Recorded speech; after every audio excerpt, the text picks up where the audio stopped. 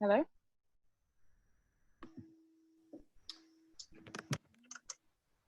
Right. Hello, hello. Let's see what we've got going on here. Okay. We've got 10 people signed in, so there's a couple people that are still making their way in. So you may see me have to pause for a second and send some emails and stuff just to get everything squared away so we can get everyone in here. Let's see. Okay. So, couple things. Oh, hi, welcome. Oh, sorry. To Chem 092, 8 a.m. Awesome. So I will see you guys at 8 a.m. at least on Mondays and Wednesdays. We'll see about Tuesdays. So the first thing I'm going to ask everybody to do is mute themselves. So if you look along the bottom of your Zoom, there's a couple different things for you. There's a mute button, there's a stop video button. You can see participants, you can share screen, you can send me reactions, things like that. While I'm lecturing, it's going to be just better for everyone if you all are muted and I'm the only one that has access to the audio. Otherwise, it gets a little crazy. So keep it muted. If you have questions, I'm going to ask you to use them in the, or let me know about them in the chat. So if you want, you can, in the chat box right now, just say, hey, hi, what's up? Just to get used to like, try it out. Yeah, so I've got one coming in.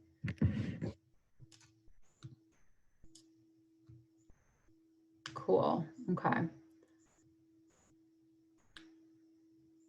All right, I've got another error. Okay, so pause here, guys. I gotta send an email. Hold on one sec.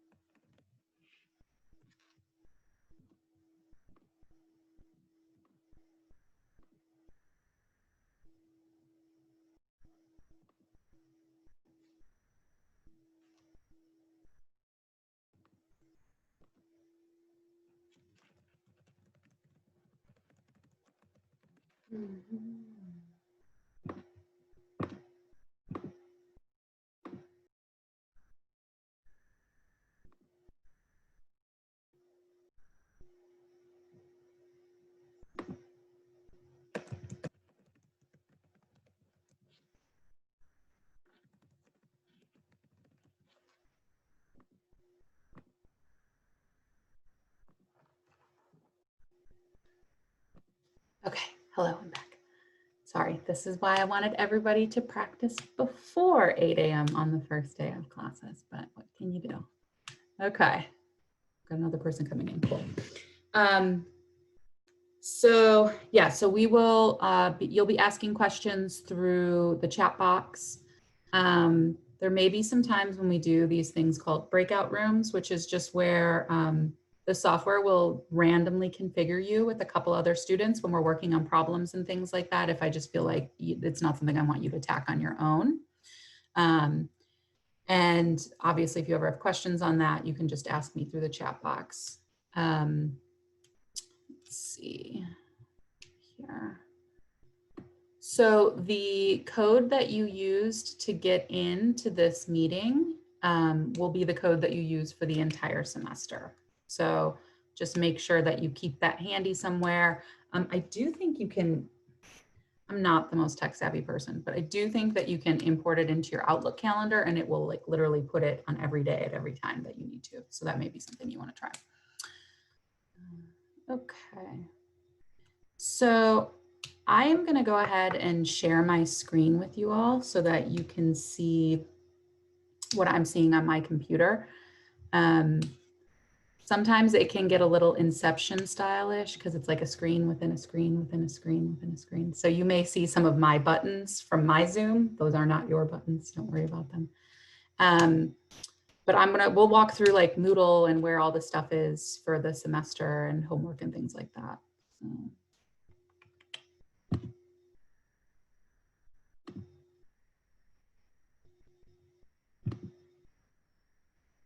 Okay, so hopefully you can share my screen, or I have shared my screen and you can see it now. So you'll see email, which we'll get out of.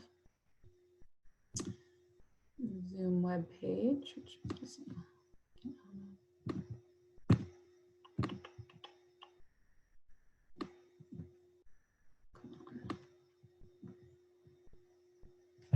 all right.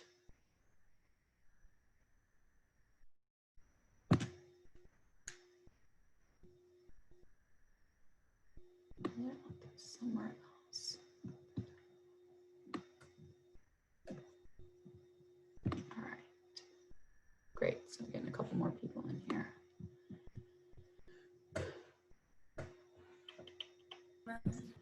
Okay, so Moodle is sort of our Blackboard. That's where you are going to find all of your information as far as lectures, where quizzes are, submitting labs, things like that. So you definitely want to get on Moodle as soon as you can.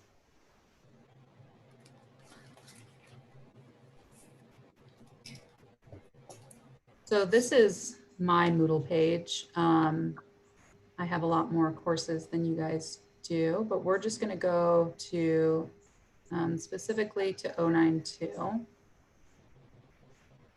Where are you?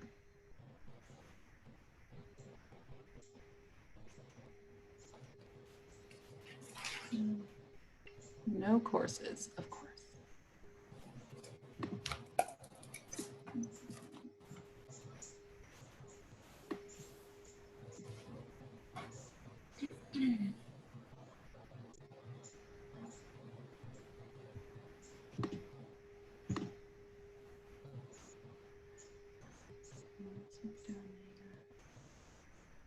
Okay, so we're in 2020 fall Chem 092. B1 is just the section that we're in since we are literally meeting B1, number one, the first class of the semester. I think there's a couple of you that still have your audio on. If you could turn that off. So in the lower left-hand corner, you'll see a mute button. So if you can mute yourself, yeah, otherwise I'm gonna hear all the random sounds that you have. Cool. Okay, so here is our page. Start here right at the top. There's my information. So if you ever need to email me and you've lost my email, it's sitting there. The syllabus is right at the top. So that's something that you're going to want to reference quite a bit. I do need you to do a syllabus verification.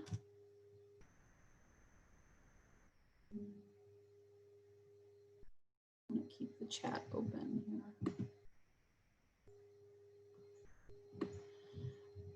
All right, I will need you to do a syllabus verification by 8:31. That is going to be sort of a way that I clock your attendance so that you don't get booted out of the class for lack of attending. So make sure you get that done by the 31st, which is it's Monday. All right. So other things that you're going to find in here, a periodic table and a formula sheet. So these are going to be two super useful things when we're going through lecture and then also when you're on a test. So if you can print those out as soon as you can, I would get those printed out. The periodic table is your traditional chem periodic table. The formula sheet is all the quick, easy access,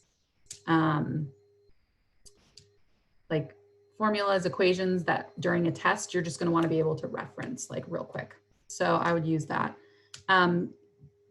Underneath that is a link for free tutoring, or what's known as the Academic Learning Center.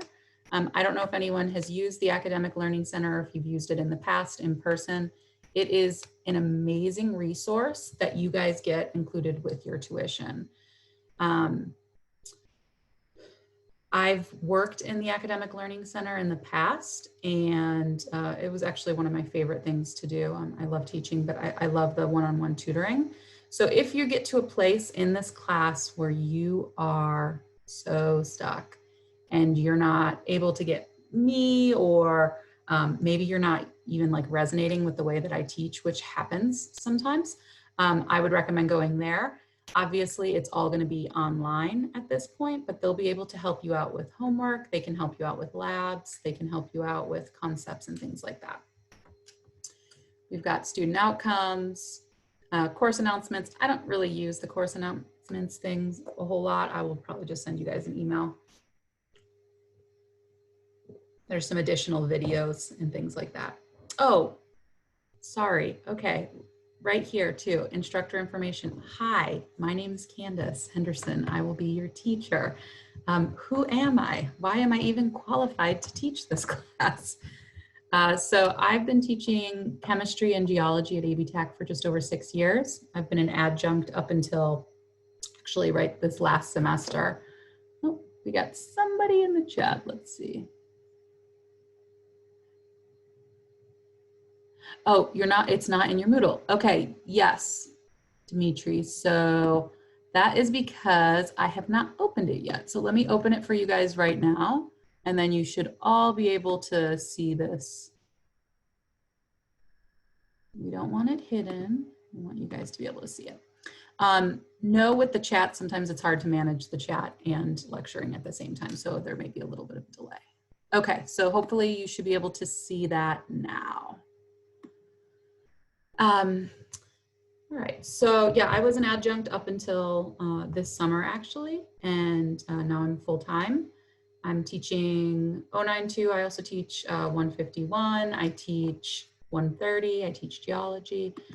So you'll be able to take chem with me in the future too if you're interested. Okay, you see it, great, good. So a little bit about me. My undergraduate was in geology from University of Colorado. I'm originally from Chicago. My graduate degree is in something called geochemistry. So I always really loved geology, always really loved like the tangible quality of going out and seeing the processes of geology. But I had a knack for chemistry, so I sort of just smushed those two things together and spent my master's studying stable isotopes of perchlorate contamination in the Great Lakes, which sounds super nerdy, but it's actually really, really cool. In my opinion, I think it's super sexy as far as sciences go. But it allowed me to get out onto a boat for 2 different stints of a month each on the Great Lakes, which was pretty amazing. Let's see, what else? I own a hobby farm with my husband. We have 9 acres out in Fletcher. I have 2 kids. I literally had a kid 3.5 months ago. So if I look tired, it's because I never sleep. But I'm still here for y'all. I have, I've got 2 dogs, 2 cats, 2 donkeys, 3 pigs, I don't know, 50 chickens, a bunch of stuff. Some goats, some ducks thrown in there. I don't know, we're just glorified animal collectors. But outside of that, I think, I love teaching. This is really my favorite thing to do. I wish we were in person, but at least we get to have some interaction. So I'll take what I can get given the circumstances. So that's a little bit about me. Other things, back to where things are in Moodle. We've got our online homework, which is Mastering Chemistry. So you will need to get a Mastering Chemistry access code. If you buy a new textbook, it comes with it. if you've bought a used textbook, or if you've gotten a textbook from a friend or something, or if you don't have a textbook, you do need the Mastering Chemistry code in order to do the homework. The link for it is right here, and we'll go into that a little bit later, and I'll show you kind of what the setup is of that. The next thing we have here is laboratory resources. So this class is set up as what we call real-time or synchronous. What that means is that we will be meeting face-to-face on Mondays and Wednesdays for lecture from 8 to 9:15. There is a lab period that's on Tuesdays from 8 to 9. I think they have it as 8 to 9:20, okay? The lab for this class is going to be somewhat asynchronous, which means that we aren't going to officially be meeting on those Tuesdays.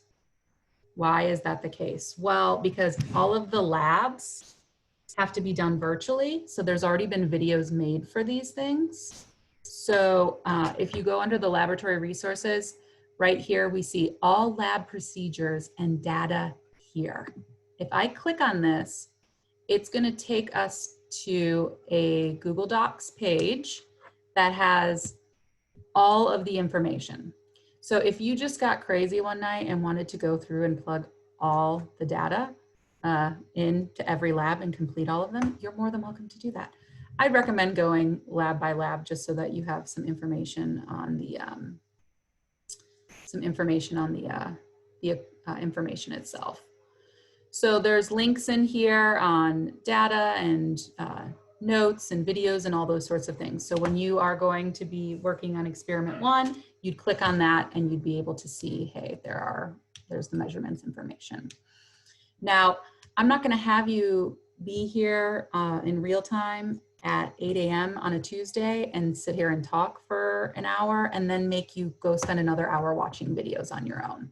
So that time, I really kind of want you to think of as your lab for yourself time. Now, with that being said, I will be available. So I'll be available through email, and I'll have sort of a quasi Zoom meeting available. So if you're like, I need to see your face, I don't understand what's happening, I can't do this through email, you can message me and we can set up any time during that lab to get you squared away. Is that making sense? Maybe 1 or 2 yeses in the chat just so that I haven't lost anybody. So lecture will be, you guys are frozen. Did I lose you? Give it a minute. Can you see me? Come on, internet. Did you guys lose me? You can just chat it in the box. You're back. Okay. Okay, cool. So hopefully that makes sense, that you guys will have synchronous on Monday and Wednesday. Tuesday is sort of a my time structure. All right. But I will be available to help you guys out if need be. So tomorrow at 8 a.m., you don't have to be online with me. All right. But if you want to set that as your time, designated time to work on the labs, do that, and I'll be around and you can shoot me emails and things like that.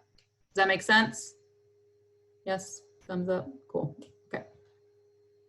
Shannon, you can write it in the chat if you have a question.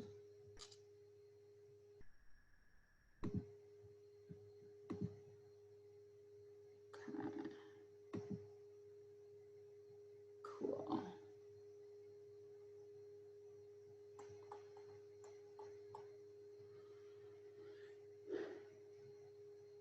All right, so back to the lab. So here's all the information. Question. No, so the labs don't need to be done by the 8 to 8:15 time period. And I will, when we hop back over to Moodle, I'll show you guys the syllabus and when those due dates will be.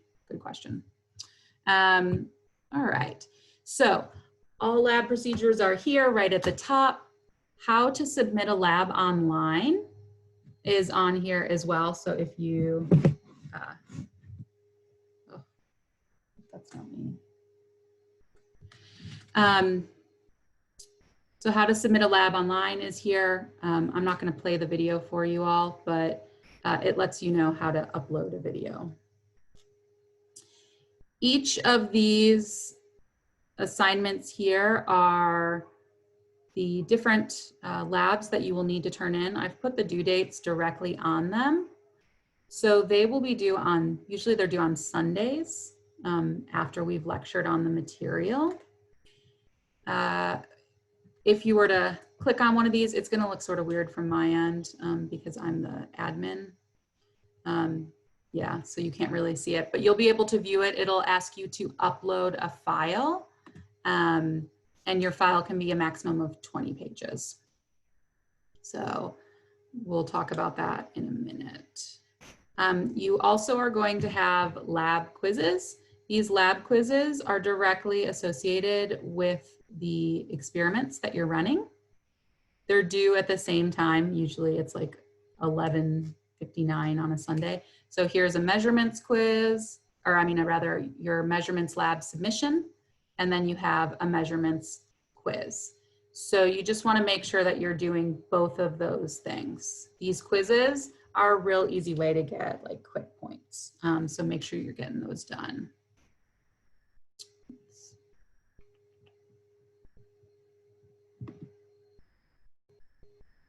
Will the labs require materials from the household items? No, you guys should be okay. Anything experimental wise will be sort of conducted virtually.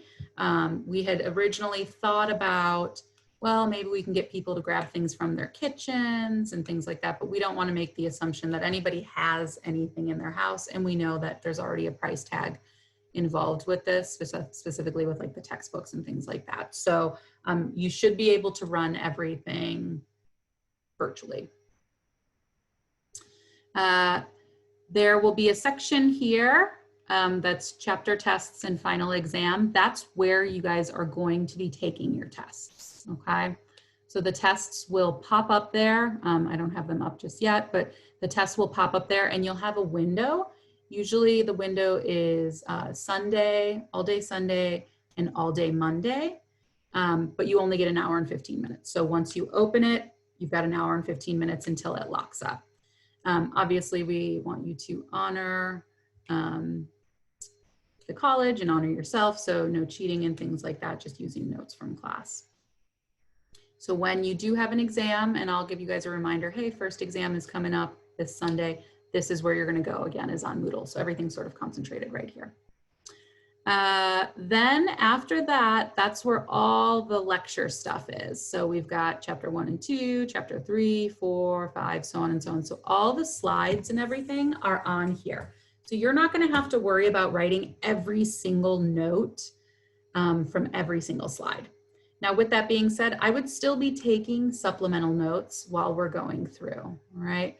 Because we're going to be doing practice problems. We'll be doing a lot of practice problems. That's sort of what chemistry is math and practice problems. So you want to have a scratch paper and you want to have a calculator at some point. There's some additional worksheets in here that I may be referencing throughout the semester, just additional resources.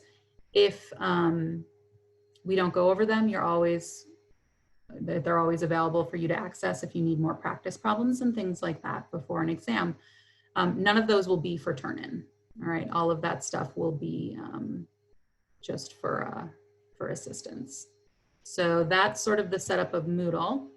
Let's open up our syllabus. Some of what we've talked about, some of it we've already talked about, so it may be a little redundant, but let's pop this guy open.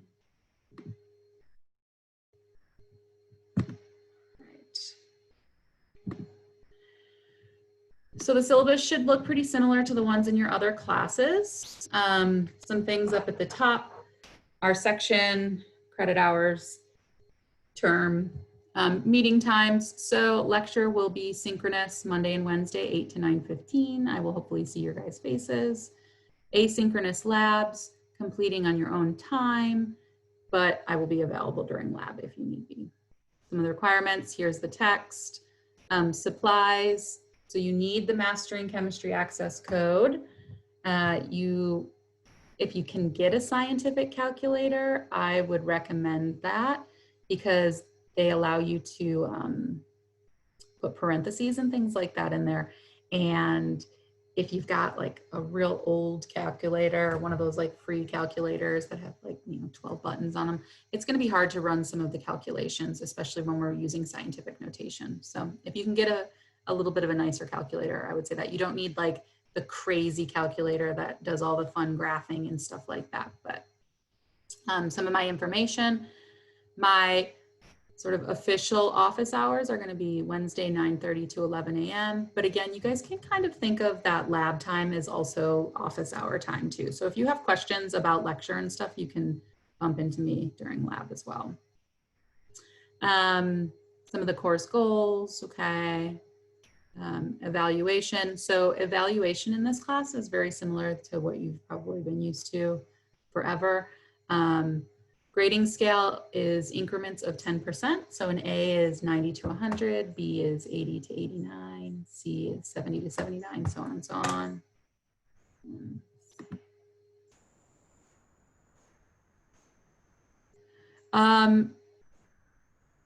I'm fine with you using the Desmos online calculator if you want to. If you want to download that, that's fine.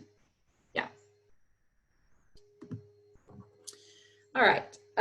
So when it comes to your letter grade at the end of the semester, it's amazing how a good attitude and being communicative, and I can't really tell your attitude from here. I mean, I can sort of see your faces. Some of you have me with video off, and that's okay as well. You don't need to have the video on all the time. But being communicative, if you're struggling, letting me know, things like that can go a really long way, where all of a sudden an 88.4% turns into an A, because I have the access as an instructor to sort of teeter some of those things. Now, if you haven't turned assignments in, if you're not really going to be difficult, hopefully not, hopefully you don't Zoom bomb us, but if you haven't been really present in the course or in communication, that 88.4 will probably stay a B. So know that if you're sitting on sort of an A, B or a B, C, or for a lot of people, it's that C, D range, just stay present and active in the course and let me know that you're struggling or let me know what's going on, things like that. As far as how the class is set up, so the lab is 25% of your grade. So those virtual labs that you're going to submit are worth 25% of your grade. Those, you guys, do them and fill them in. I mean, don't fill them in with nonsense. I want you to attempt them. But if you don't know an answer, use your critical thinking skills and try to come up with an answer, right? Maybe look it up. Maybe just throw something out there that you think would make sense. Because if you turn a lab in that is half incomplete, the highest grade I can give you on it is a 50%. So don't turn things in blank, all right? Have those labs completed in full. I usually give students the benefit of the doubt in the laboratory section, all right? So if you're completing them, you're doing them, you'll probably get most of the points to all of the points, and that is a really good way to buoy your grade. Mastering chemistry homework is worth 25%. This mastering chemistry is the section that my students are always like, oh gosh, these problems are hard. This is taking forever. So one thing, don't wait until the very end to do your mastering chemistry homework. Give yourself some time before those due dates.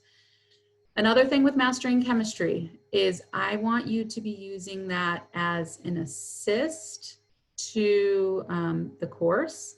I don't want it to be something that pulls your grade down. So as long as you're completing the mastering chemistry, and you're spending a reasonable amount of time, and I can see all this from the back end. So I can see if you've gone in and you've just clicked A, B, C, A, D, D. I can see that, okay? But if you're sitting there and you're thinking about it and you're trying it and then you're trying again, I will give you guys as many points as I can with that. And what I'm saying is I have students that end up getting a 70% on the homework, and I end up giving them 100% on the homework because I know that they've tried and they've worked on it and they've done it, okay? So don't forget to do your mastering chemistry homework and just do the best you can. For a lot of you guys, I know that this is the first time you maybe have seen some of these chemistry concepts. So just try it, just try it. Sometimes it's sort of like riding a bicycle. You've just got to do it until you get that muscle memory. And then at the bottom, we've got our tests and final exam. So 50% of your grade is going to be tests and final exams. There's not a whole lot of wiggle room with that. I do curve exams if the average in the class is below, usually around a 70, sometimes a 75.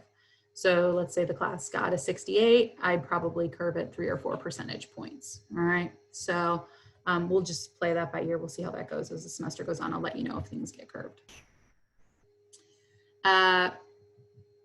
You will need to verify that you've gone through the syllabus, so please do it. This syllabus is super important, especially on an online course like this. You're going to want to be referencing this, mainly the section at the bottom. So let's scroll through some of this. Lab policies. Okay, so the lab part of Chem 092 will be completed by providing lab videos, which I showed you guys where those are in Moodle. You will be filling out your lab manual. So you do need to have a physical copy of the lab manual. I don't have the 092 one on me. I think it's still in my office. I gotta go grab it. I do have one for 151. So it sort of looks something like this. It's printed out.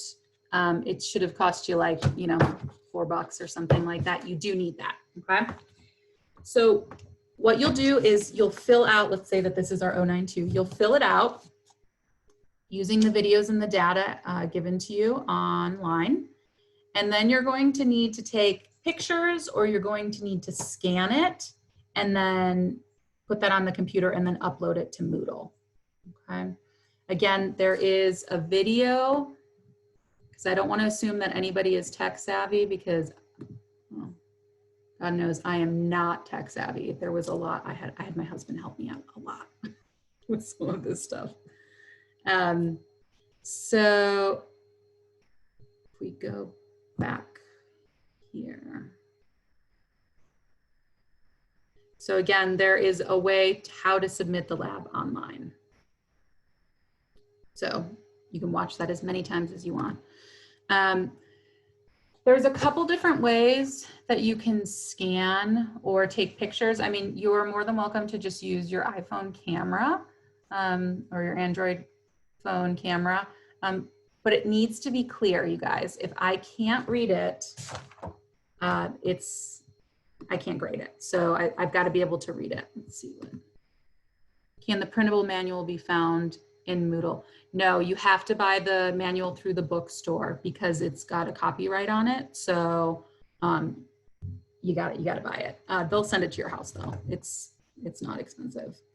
There's an app called Cam Scanner that you can download, and it makes PDF pictures for you. So that may be something you want to try out.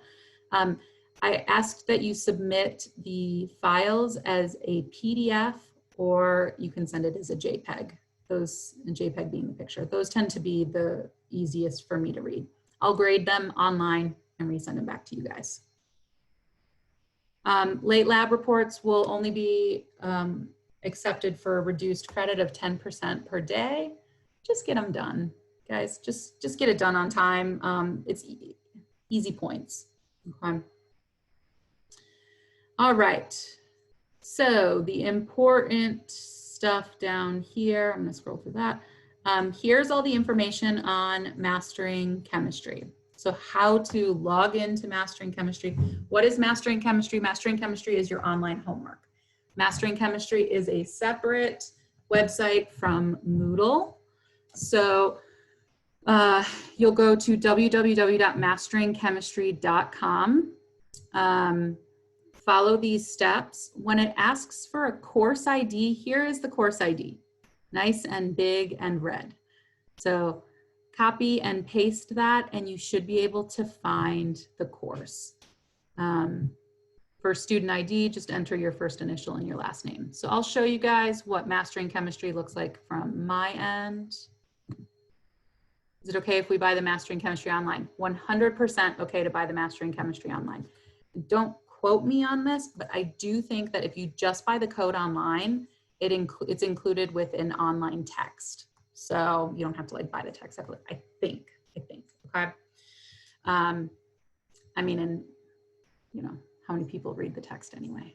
We'll have enough notes. I'm not telling you to not read the text, read the text, but you know, if you're one of those people that's like, I refuse to get the text, well, don't tell me, but you'll probably be okay. So let's go on here and take a peek at Mastering Chemistry. So I've got my Mastering Chemistry up here on my favorites bar. I'd recommend having Moodle, Mastering Chemistry, AB Tech, Zoom right up there. You'll get to this page and you'll go ahead and sign in. If you're new, this will sort of prompt you to buy a code if you don't already have one. I already have a code. This is saying that it wants to have pop-ups. So you definitely want to be able to, you want to turn off all those things because it does want to show you a bunch of different things in a bunch of different formats. All right. So we are in this course over here, Chem 092. I do think as well, if I'm not putting this energy out there, but if anyone doesn't happen to pass the class this semester and you have to take it in spring, the code is good for a year, so you can reuse it for the next semester. All right, so if we go to our assignments and we go to the calendar, it has a nice visual of all the assignments and when they are due. All right, so I can see that my first or your first assignment will be due right here. So this is chapter 1. It says it's unavailable. Do something. I might have to open it up, so I'll fiddle with that after class. So this post-lecture homework 1 is due on Sunday. Chapter 1, we're not really going to lecture on because it's just sort of like, welcome to science. Here's the scientific method. So you guys go through that and do that chapter for yourself. That one's more so just to get you used to using Mastering Chemistry. From there, though, you can see, okay, we've got chapter 2, chapter 3, chapter 4. Sometimes there's a break because the chapters are a little bit longer or they're a little more in depth, so I want more time to practice. So again, this is another thing where, you know, the sooner you get it started, the better off you're going to be. Because if you notice, when are these all due? They're all due Sunday evening. What else is due Sunday evening? Lab quizzes and lab submissions. So just because they're due Sunday evening doesn't mean you need to start them Sunday evening. What I'd recommend is doing this throughout the week. And then by Sunday, you've already finished all your submissions and you're not stressing about it. If you want to get a head start on some of the homework, you're more than welcome to. If there's a section of chemistry that you were really good at, you're like, I totally know how to do nomenclature, then, you know, knock that chapter out. If you're like, what is nomenclature? Don't worry about it. We will talk about it in a few chapters. So that's all the Mastering Chemistry stuff. Cool. Again, the link to Mastering Chemistry, it's just www.masteringchemistry.com, but I also put a link right here. You guys can use that. Let's see what else we got in our chapter or our syllabus.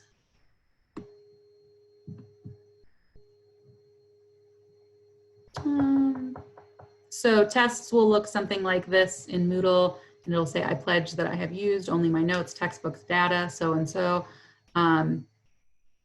in that you will not move around freely during the exam, all right? Again, you do have a window, Sunday to Monday, to take it. you only have an hour and 15 minutes, but let's say Sunday morning works for you, do it Sunday morning. If you have to wait until Monday evening, do Monday evening. They're open note. They are, yeah, they're open note. They're open note. Now, what I want to say about that is you're still going to definitely want to study. Because open note, sometimes people think, oh, well, I'll just look it up. Chemistry isn't necessarily something you can just look up. You've got to know the process of this, and you do not want to be teaching yourself the process of stoichiometry in the middle of your hour and 15-minute exam. You want to know how to do that before you get into the exam, okay? So, but yes, it will be open note. I mean, yeah. It will not be open internet though, so it's not, you know, typing the question in and yeah. All right. So a section here on course advice, Academic Learning Center. Guys, the Academic Learning Center, ALC, is so awesome. And now you don't even have to leave your house. They'll just tutor you while you're sitting on your porch or sitting in your bed or whatever. It's awesome. So totally use that. They are available, oh, cool, Monday through Thursday, 9 a.m. to 9 p.m. and Friday, 9 a.m. to 1 p.m. So yeah, they're great. I've worked with a bunch of those tutors, Art and I don't know if Jamie's over there and Christy, there's a bunch of great people. If you're in a math class as well, the Academic Learning Center has a math side as well that is stellar for math classes. And then they do have a writing center too. I'm a scientist, so I don't know anything about writing at all. So I guess you can use that too if you're in a writing class. Some information on breaks and things like that. Really, we only have 2 breaks, not this Monday, not next Monday, the following Monday. We won't be meeting because it's Labor Day. And yes, it is online and Zoom, but I don't want to be here. I'm going to be doing something else. So we will not be meeting. Also, the second part of Thanksgiving, we won't be meeting. So get your syllabus verification done. Know that the last date to withdrawal is November 18th. And that actually gives you quite a bunch of time to decide if you want to withdraw. So I think you actually get to take 2 or 3 of my exams before you decide, this isn't working out for me. I think I need to pull the plug. So just keep that in mind. If, you know, halfway through the semester, you're like, oh, I'm not doing great here. I need a little bit, I need to take this another time or whatever, that withdrawal date is November 18th. And then the last day of classes will be December 17th to the 18th. Really, we'll probably finish up lecturing the week before. That'll be the last day that you can take the final. All right, what everybody really comes for in the syllabus is the all the due date stuff. So here you can see our syllabus broken down by weeks. This is tentative, so it can change, but it usually doesn't change. I usually do a pretty good job sticking to the schedule, so I will slow things down or speed things up to try and stay with this. So we can see for this first week here, we're going to be lecturing on Chapter 2, which is Introduction to Measurements and Problem Solving, all this housekeeping stuff that we've been going over. And then you guys are going to be working on Experiment 1, which is the measurements lab, and you can see it's due on 9/6. So the measurements lab, you actually will get 2 weeks to do. We can see it extended into the next week as well, because we won't have lectured all of Chapter 2 by then. Syllabus verification, gotta happen.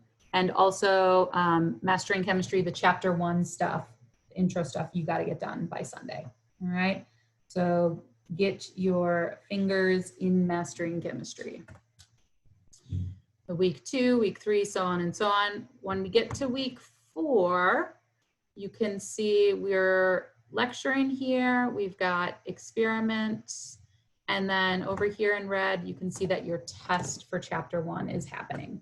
Now the test again is a separate, that's happening sort of a separate entity or asynchronous to the lecture. So we won't be using lecture time to take the exam, which will actually be really nice because it means that we can spend some more time doing practice problems, or maybe get out early every now and then, all right?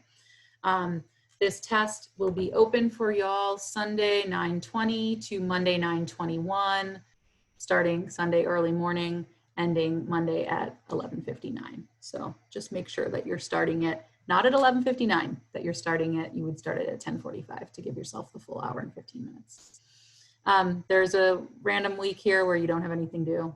There's a couple, it happens from time to time. So this is where you'll go to figure out what you have to do when, because there's a couple things you got to do. You got to do labs, you got to do lab quizzes, you got to do mastering chemistry, and you also have to do like lecture and notes and things like that.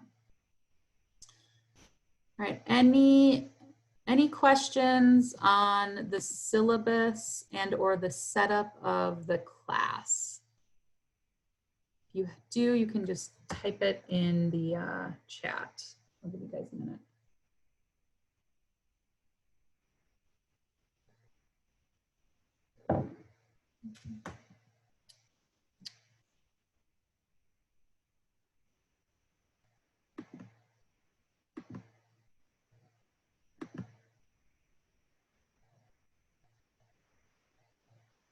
Okay.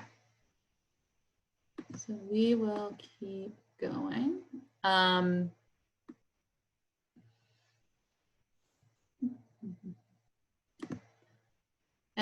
do know, as far as video is concerned, you don't have to have your video on. It does help me if some people's videos are on, because I can at least see your faces and get a little bit of communication, like, oh, they're understanding this, or you're like, you can give me some signaling. I can't see all of you at the same time, but it does help. So, but if you do need to turn the video off, that's okay as well. All right. So I guess we'll get, oh, I got a question. And then I guess we'll get started doing just a little bit of lecture.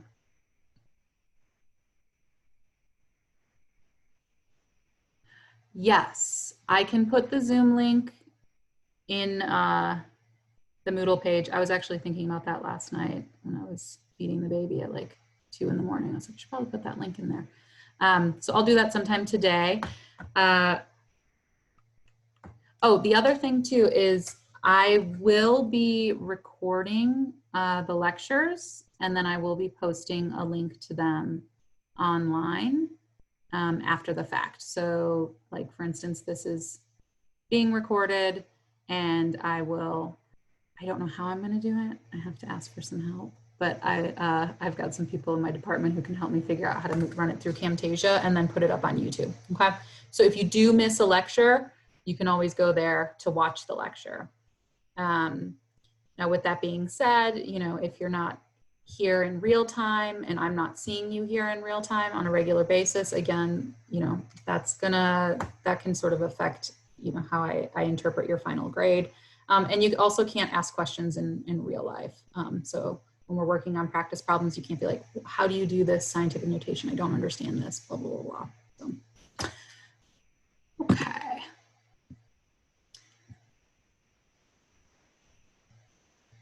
So we'll get started. Chapter 1, I want you guys to go through on your own.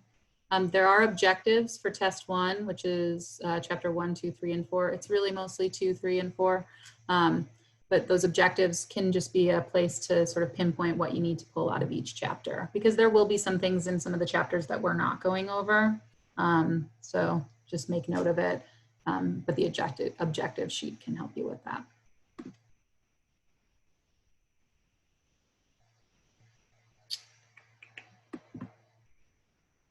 Let's just say we're naming it as a PDF. Oh, come on.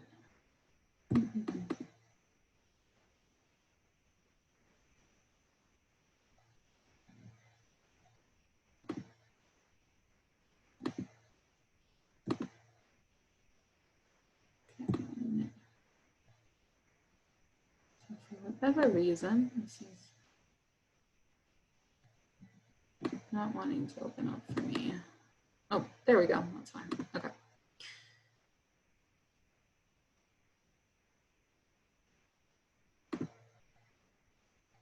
right. So here are the slides for the first section. Minimize the Zoom outage. Okay, great. All right, so chapter 1, like I told you guys already, doesn't really talk a whole lot about anything needy. It's mostly, this is a scientific method. Chemistry is all around us. You can touch it, smell it, taste it, those sorts of things. Chapter 2 is when we start to get actually into calculations and things like that. So the first thing that we talk about here is uncertainty.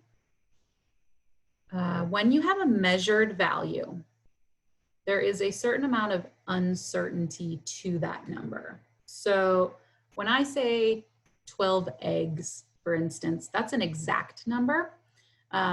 There's no uncertainty. I have 12 eggs. I don't have 11 eggs. I don't have closer to 10 eggs. I don't have 11. I don't have 13. I have right in the middle 12. But if I was to say measure the weight of that egg, there is a level of uncertainty.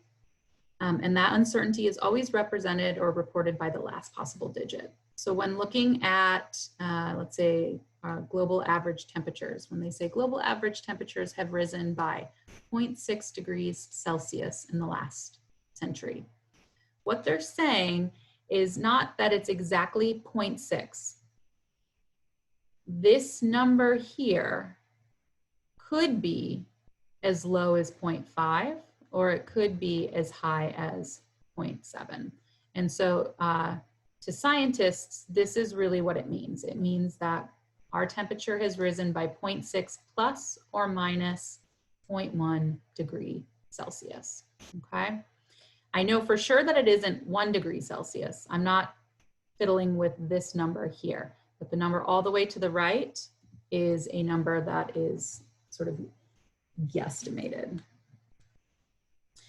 As you get more precise with your numbers, you will get more what are known as significant figures, and that number that's all the way to the right will get moved over and you get more precise. We'll talk about that in a minute. All right, so when we're in chemistry, we are dealing with really, really big numbers and really, really small numbers. So the diameter of a proton would be a very tiny number. A big number would be the number of atoms, the number of atoms in your water bottle. So we have to be able to write numbers in a more condensed fashion. And the way we do that is using something called scientific notation. Because I don't want to write 0.000000000012. That sort of loses its meaning when it becomes that big or that small. So instead, we write it in scientific notation. There are two parts to scientific notation. The first is a decimal part over here. Now your decimal part will always be a number between 1 or greater and less than 10. So we would never have our decimal portion over here being like 11.2. It would be 1.12. So always keep the decimal between 1 and 10. And then the second part of it is the exponential part. And the exponential part tells you how big or how small the number is,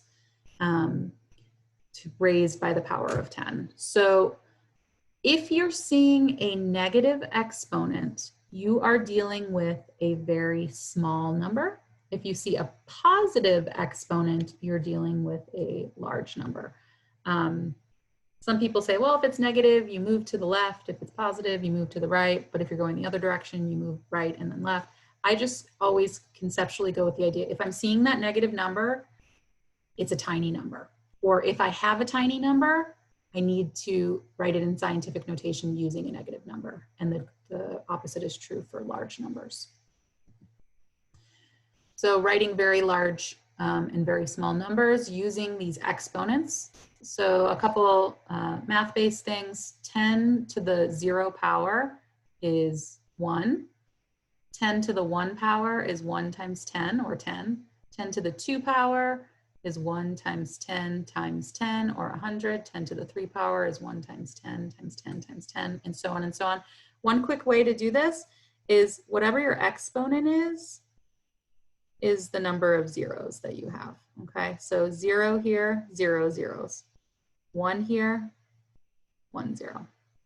2 here, 2 zeros, so on. So if I had 10 to the 20th, I would have to write it with 20 zeros. We don't want to write 20 zeros. That's a total pain. So that's why we go with the exponent instead. The opposite is true for our, oh, this thing is always in the way. The opposite is true for our negative exponents. So instead of it being, if we're looking at 1 to the 1, or rather 10 to the 1 power, we have 1 0. Here, 10 to the negative 1s means we're taking 1, and instead of multiplying it by 10, we're going to divide it by 10. So we end up with 0.1. 10 to the negative 2 is going to be 0.01, so on and so on. Here we have a 1 value where the zeros that are coming after the decimal is always 1 less because there's 1 hop to get through the 1. So a 2 here would give us 1 0. A 3 here would give us 2 zeros. If we had 10 to the negative 19, it would give us 18 zeros.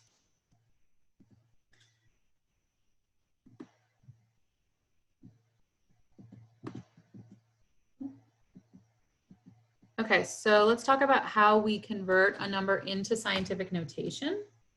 So the first thing you want to do is find the decimal part and then find the exponent. Move the decimal point to obtain a number between 1 and 10. Multiply that number, the decimal part, by 10 raised to the power of whatever to reflect the movement of the decimal point. We'll go over this. I think sometimes it's just easier to practice them to get it. So let's look over here. We've got this number, 5,983. This isn't necessarily something I would write in scientific notation because if you look here, we have 4 characters. If you look over here, we have 4, 5, 6, 7, 8. We have 8 characters. So it's more cumbersome to write this than it is to write this, but for practice sake. So if we have 5,983, our decimal sits here in any number when it hasn't been specifically written in somewhere. So you can just infer it that it's right here. We want to make a decimal between 1 and 10. So that would require me hopping over 1, 2, 3 spots. All right, and I'm going to nestle that decimal right there. So 5.983. Now, I can't just write, without this here, I can't just write this because what I've done is I've taken a big number and now I've made it small. So I need to represent the magnitude of this number using the exponent. So that's where I go times 10 to the, you count how many hops you took. All right, we took 3 hops and you ask yourself, is this a big number or is this a small number? This here is a big number. So I know that my exponent is going to be positive. So 5.983 times 10 to the positive 3.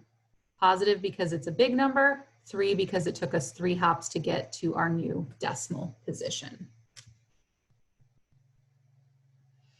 Let's look at it if we're dealing with a small number.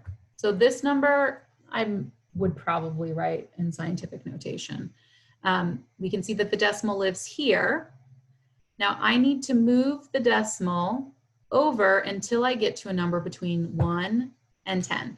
So if I hop this decimal over, 1, 2, 3, 4, we've got 4 hops, 3.4, but now we've taken a small number and we've made it appear bigger than it actually is. So we have to preserve the rest of that information, which is the second component or the exponent here. So 3.4 times 10.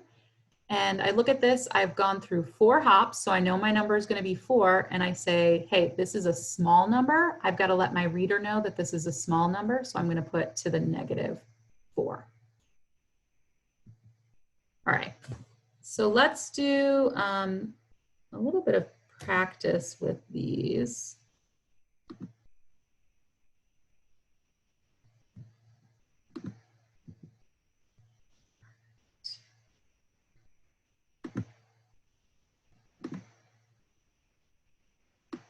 Oh, the Zoom thing is always in the way. All right, so I'm gonna write a couple numbers, big and small, and I want you to try and write them in scientific notation.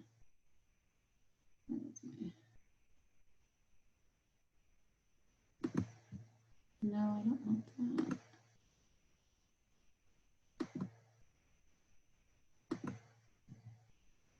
Hold on.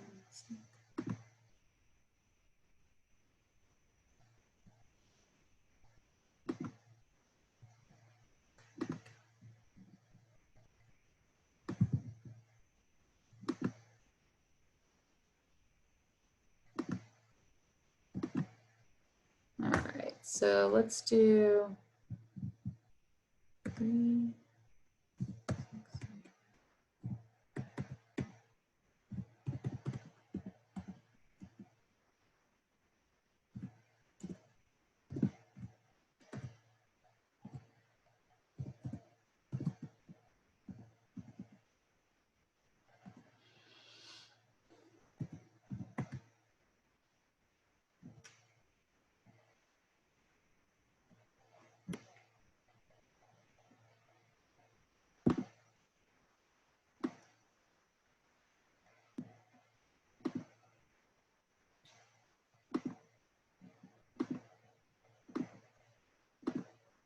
All right, so let's start.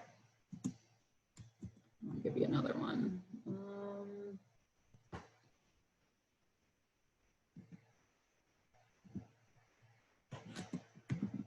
give you a cumbersome one. Okay. Go ahead and try and write these guys in scientific notation.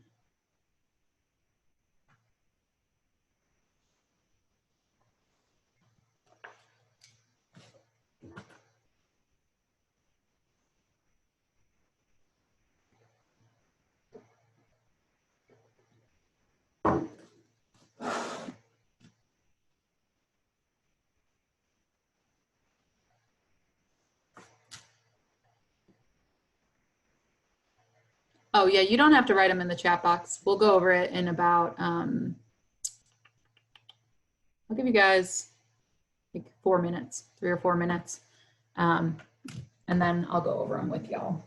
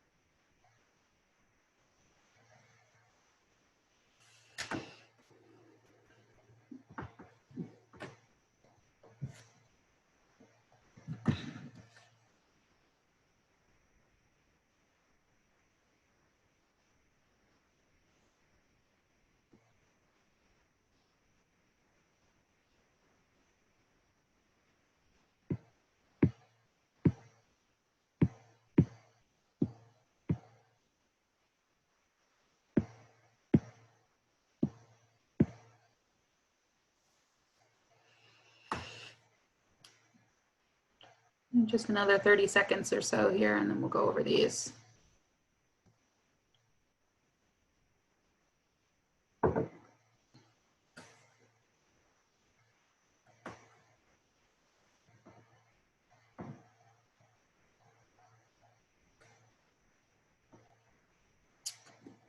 All right. So for the first guy here, I can already just start to see that this is obviously a big number. So I'm going to want to have a positive exponent. I'm sort of already putting that in my head. I better have a positive exponent. Now, as far as getting the decimal part, I'm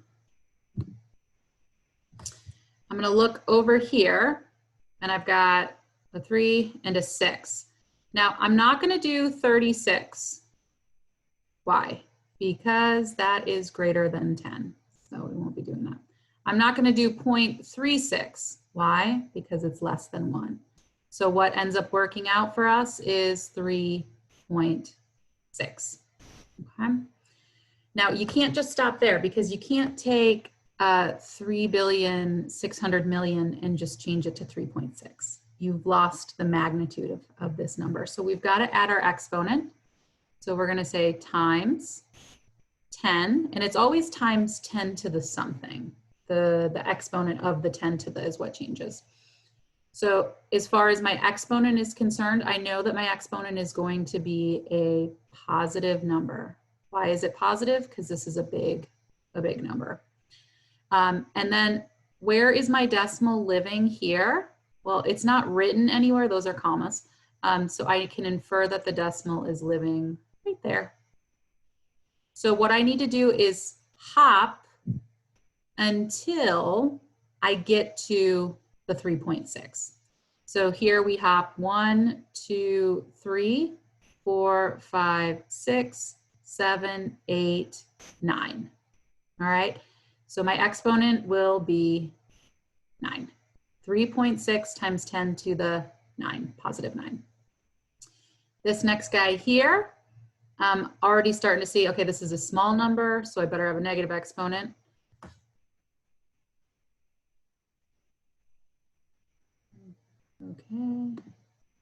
Okay. So decimal is right here. I want the decimal to live right there. 3.01. Why? Because it lies between 1 and 10. It's just the rules. So we can be consistent. So we're going to hop 1, 2, 3, 4. Takes us 5 hops. Now, are we a big or a small number? We're a small number, so we need to represent that using a negative 5. Okay, 3.01 times 10 to the negative 5. This guy here, he's already in his scientific notation, so I would just leave it like that, but I guess you could, for the sake of what we're working on, you could write it as 2.5 times 10 to the 0. Why is it 0? Because we're not hopping our decimal anywhere. Okay. This last one was to really get you to see why we like scientific notation. Would you want to write that number over and over and over again? No way. Would you want to plug it into your calculator? No way.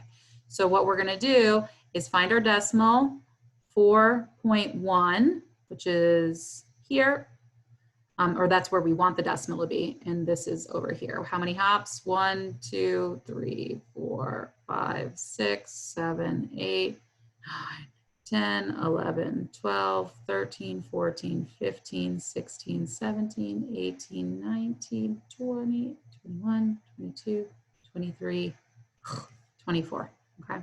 Times 10 to the negative 24.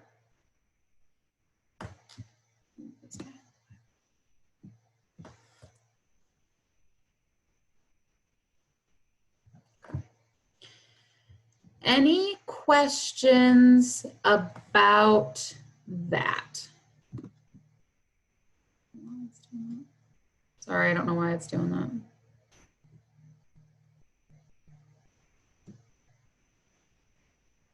If you do, just throw it in the chat.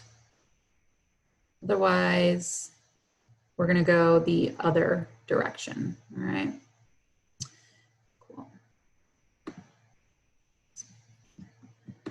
So we've got just another minute or so.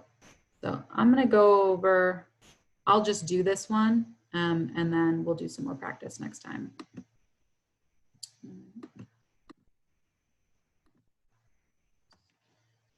3.5 times 10. I'm going to use a caret. The caret, do you see the little caret there, the little arrow? That means pointing up, that means exponent, okay? I'm just putting that in because I don't want to deal with superscripts and subscripts right now. So we'll do 10^8. Okay.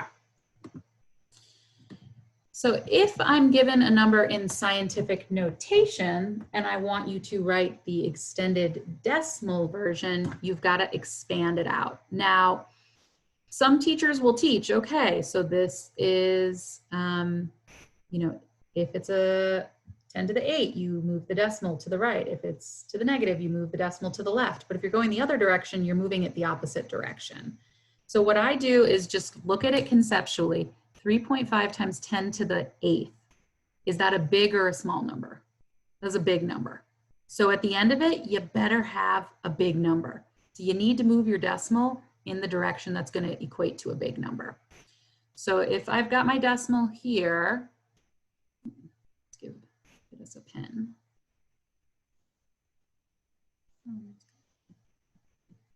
Okay. All right. So I've got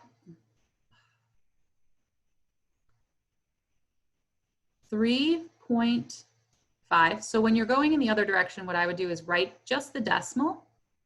And then I need to hop this out 8 hops in the direction that's going to make it a big number. If I hop this way, it's going to make it a small number. We want to go big, so let's go 1, 2, 3, 4, 5, 6, 7, 8. Now, all these spots here need to get filled in with zeros.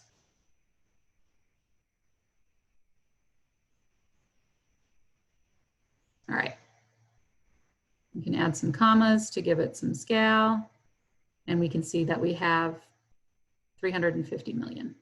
Okay. Cool. So we'll stop there for today. Again, tomorrow, lab at 8 a.m. is asynchronous your time, but you can email me. Otherwise, I will see you all on Wednesday. I will be around after this lecture, so you're more than welcome to sign out if you want to stay and ask some questions and talk one-on-one. I can do that. I'll throw you guys in a waiting room and then just pull you in one at a time, okay? Otherwise, bye. It was nice meeting you all.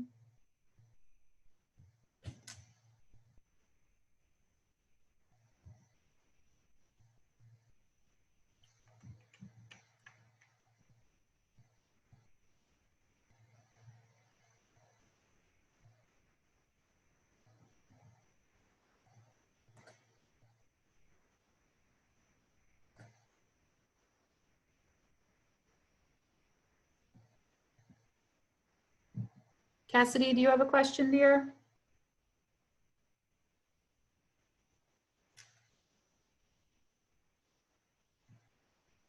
You have your mute on, so if you do, I can't hear you.